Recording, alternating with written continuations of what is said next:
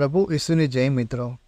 આપણે આપણા જીવનમાં પાપ, લોભ, લાલચ અને નાશવંત વસ્તુની પાછળ પડ્યા કરતાં ઈશ્વરને અનુસરીને એમના નિયમો અનુસાર ના જીવીએ, એમને મહત્ત્વ ના આપીએ તો આપણા મૃત્યુ પછી આપણી કેવી હાલત થશે તે બહુ સરસ રીતે આજના વચનમાં સમજાવવામાં આવ્યું છે.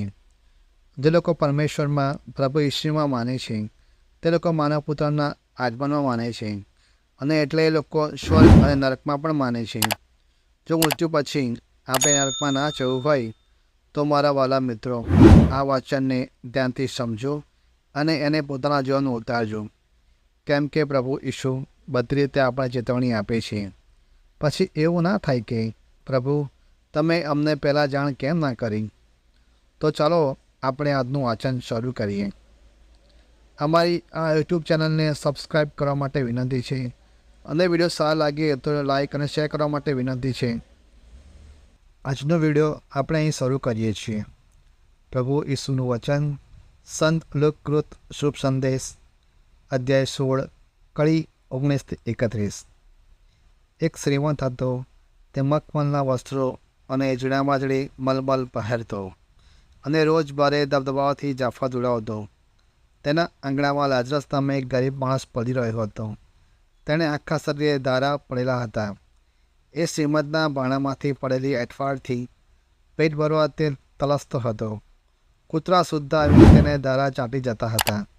હવે બન્યું એવું કે એ ગરીબ માણસ મરી ગયો અને દેવદૂતો તેને અબ્રાહમ પાસે લઈ ગયા. પેલો શ્રીમંત પણ મરી ગયો અને તેને દફનાવવામાં આવ્યો. નરકમાં ઘોર યાતના વેઠતા વેઠતા ઊંચે જોયું તો તેણે દૂર અબ્રાહમને અને તેમની પાસે લાજરસને જોયો. તે મોટેથી બોલી ઉઠ્યો, પિતા અબ્રાહમ, મારા ઉપર દયા લાવો અને લાજરસને મોકલો કે તે પોતાની આંગળીનું 13મી પાણીમાં બોળીને મારી જીભને ઠારે, કારણ હું આ જ્વાળામાં રીબાઈ રહ્યો છું. પણ અબ્રાહમે કહ્યું, બેટા, જીવનમાં તને સુખ જ સુખ મળ્યા હતા, તેમ લાજરસને દુઃખ જ દુઃખ મળ્યા હતા.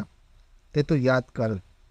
હવે અહીં તેને સાંત્વન મળે છે અને તું રીબાય છે. એ ઉપરાંત તારી અને અમારી વચ્ચે એક મોટી ખાઈ રહેલી છે.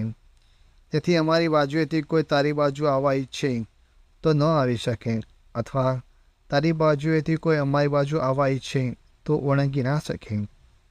ત્યારે તેણે કહ્યું, તો પિતાજી, તમે એને મારા બાપને ત્યાં મોકલો.